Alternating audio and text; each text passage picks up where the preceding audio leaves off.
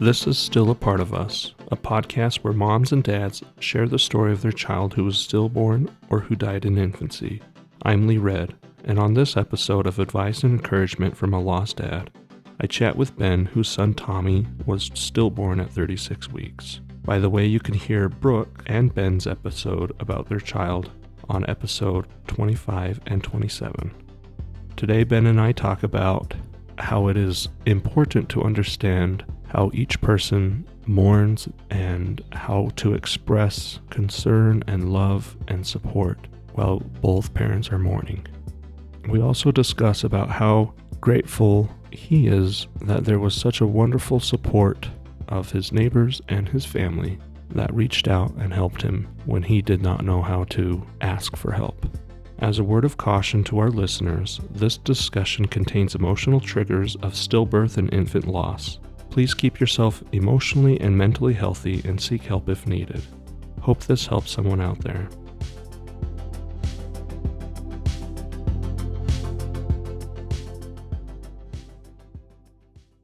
So one of the best pieces of advice that we received was from another couple that had experienced loss. They said, don't expect you and Brooke to grieve the same. They said that you should have understanding of the other person and just know that they are going to be feeling or thinking different things. And that has been a huge help for us, because I look at Brooke and think, you know, you are just grieving different, like you had different connections to him, and like I have no place to tell you like how you should or shouldn't be feeling. And so knowing that and having that advice is, I feel like, made us a stronger couple together, and realizing that we're getting together rather than like, why are you feeling that way? Or like, why are you sad right now? I'm not sad. Why are you sad? So I feel like that was perfect advice. Another piece of advice that I would give somebody that is trying to reach out or talk to somebody that has experienced loss is just tell them that you're sorry, and then ask them what you can do.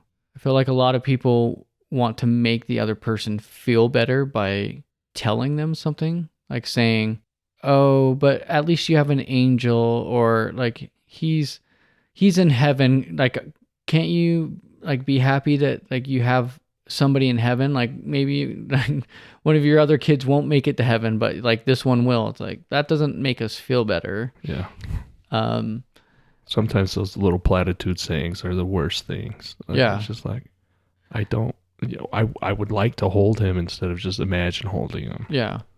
I feel like the intentions are really good, and I feel Brooke and I would always come back and say, the intentions are there. I know that they're just trying to help.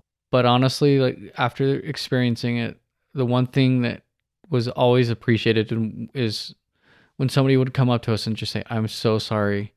What can I do for you? And we would never have, or rarely have, anything that we would say, oh, can you do this for us? But just like that attitude of like being sorry and then like there to help or support was way more useful than, let me read you a scripture from the Bible of, or this is going to make you feel better because like this person experienced loss. And I feel like a lot of times people were trying to be on the same plane, and so they would tell stories of like their cousin or their aunt that experienced loss, and a lot of times it's like, I don't want to hear that right now. Like, all you need to do is say, I'm sorry, and what can I do for you? Because a lot of times when you're trying to just tell the story of your cousin, like it becomes a story about your cousin, and you, somebody that has experienced loss, like you want to be in the mind frame of your own child that had just lost. You don't want to be thinking, oh, it's not so bad because so-and-so lost it, so like why am I even sad? Like that's not like the attitude that like you should be instilling or trying to talk to people about. Like, just say sorry, and how can I help? Another thing is, I feel like just service, like people that have experienced loss, they're not going to be reaching out and saying, I need this, because a lot of that suffering, I think, is just silent. And some of the biggest blessings were people just stepping up and doing stuff for us. Like we got home from the hospital and our house had been cleaned. There was food in the fridge and blankets and flowers and things like that that just was things people thought up and thought, what can I do? Okay, I can do this, and just doing it. And a lot of that is, taking the initiative instead of like waiting back and saying, well, what can I do? What can I do? So, and coming from a person in mourning, you don't really know what you need and what would be good to.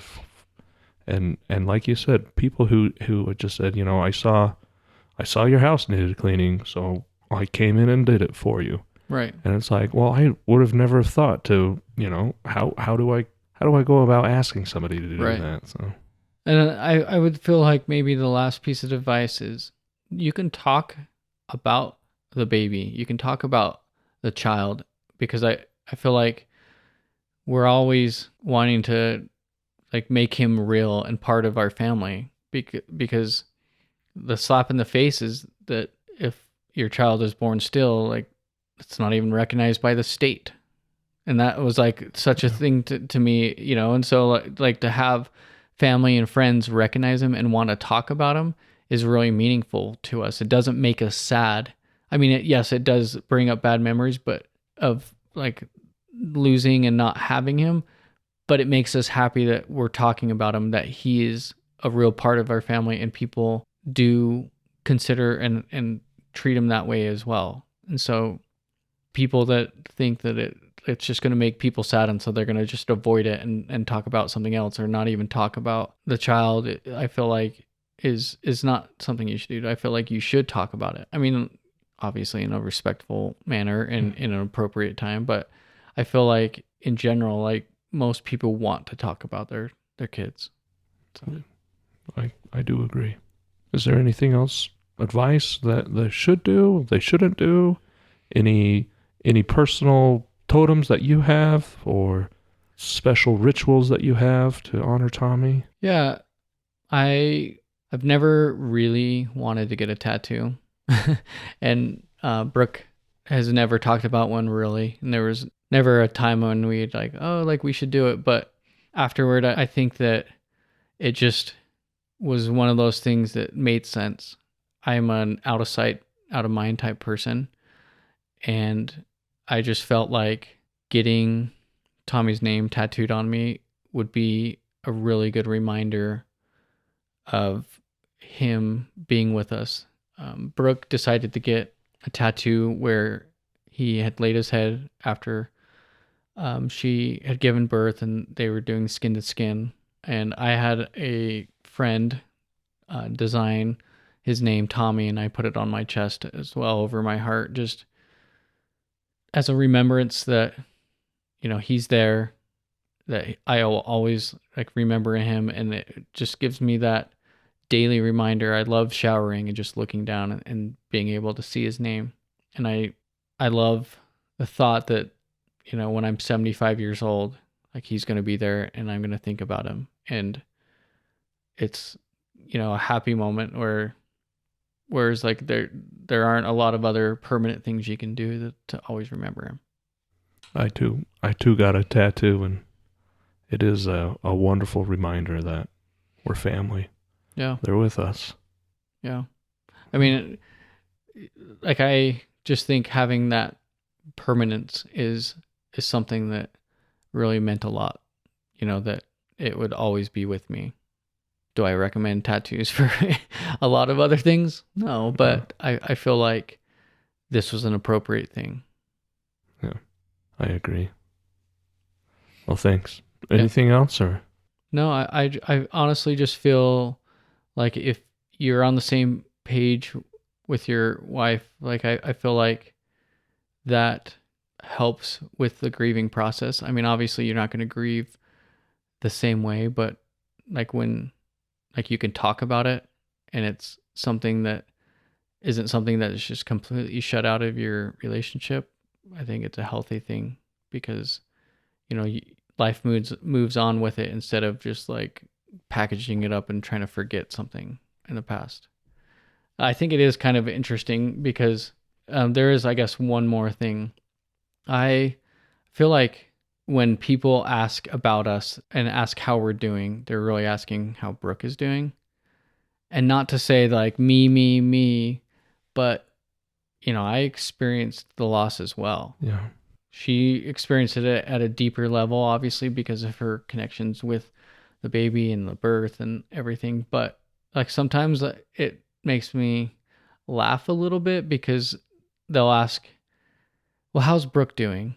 And I'm totally happy answering and think it's so great that people are asking and concerned about her. But there is like a part of me that thinks, well, what about me?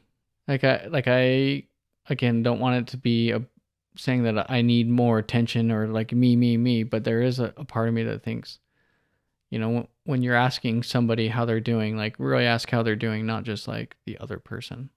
So if you're speaking even to the man of the house, like they're show concern or be able to ask how they're doing as well. It was our child too. Yeah. Yeah.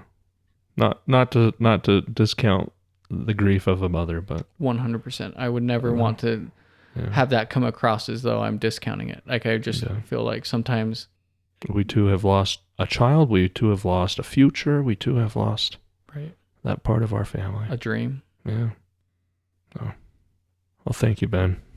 No, it was great to talk through this, and I think that having these sessions and talking through with the mother and the father is really beneficial. Well, thank you. I don't know how we came about doing it, but this is how it happened. Well, thank you. It's a good thing. Thanks. I'd like to thank Ben for coming on the podcast and shedding light on how he is coping with the loss of his son, Tommy, and what the mourning process looks like for him. It is extremely helpful for me to talk with other fathers who are experiencing something similar to my own experience. Head over to our website, stillapartofus.com. There you can find the show notes, including a full transcript of this interview and any resources that were mentioned. You can sign up for a short and helpful email newsletter. You can learn how you could become a patron and support the work it takes to produce this show for just a few dollars a month. And there you can find out how to get in touch with us if you want to share your child's story on the show. The show was produced and edited by Winter and Lee Red. Thanks to Josh Woodward for letting us use his song, Vanishing Note. You could find him at joshwoodward.com. Lastly, subscribe to the podcast and share it with a friend that might need it. And tell them to subscribe. Why? Because people need to know that even though our babies are no longer with us, they are still a part of us.